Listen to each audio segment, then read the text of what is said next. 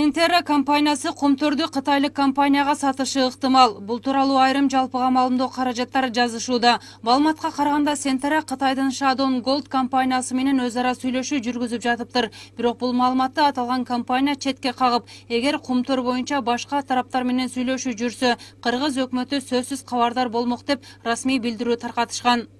Құмтөр боюнча Сентера эгер кайсы бир сунуш кабыл алынып же талкууланып жатса, сөзсүз түрдө кыргыз өкмөтү же кыргыз алтын менен макулдашат. Құмтөрдү иштеткен Сентера үчүнчү жактардан, анын ичинде Кытайлык компаниядан ар кандай мүнөздөгү келишимди түзүү жөнүндө түрдүү сунуштарды алышы мүмкүн. Бул дүйнөдөгү ачык ишканалардын арасындагы кадимки көрүнүш экени Сентера тараткан билдирүүдө кошумча катар жазылган. Бирок депутат Исхак Масалиевдин баамында кен байлык боюнча чыккан маалымат кооптуу. Биз ушуну иштеткенге мүмкүнчүлүк бергенден кийин бизге тийиштүү салыктарды төлөш керек. Ал эми сатканга биз тыюу салышыбыз керек. Эч кандай мүмкүнчүлүк бербеш керек да.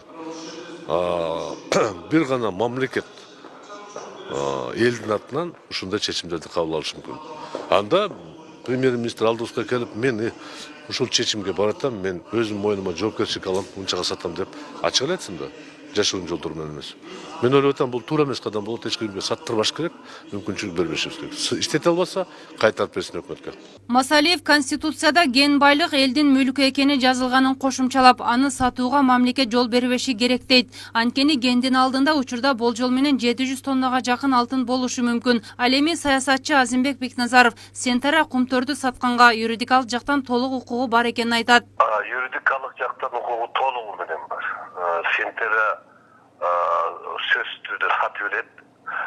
Анткени тиги Монголиядагы Бородогу өздөрүнүн несин жанагы долясындагы сатып атат деген маалыматтар чыгып атат. Сатып жиберди дальше деген.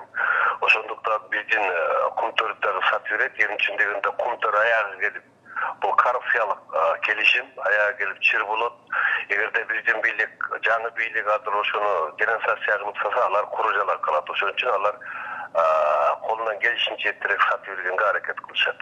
2009-жылы Кыргыз өкмөтү Сентера компаниясы менен жаңы келишим түзүп, аны ошол кездеги парламент ратификациялаган. Агалайык Сентера Құмтөрдү иштетүүдө негизги акционер аталган. Анткени аткаруу бийлиги менен Сентера түзгөн келишим өзгөрүүсүз калары келишимде бекитилген. Мындан улам 6-чакырылыштын жана аткаруу бийлиги Сентера менен кайрадан келишим түзүүсү талаптешүүдө талдоочулар. Гүлзара Бакаева, Дастан Кадыркулов, Next TV.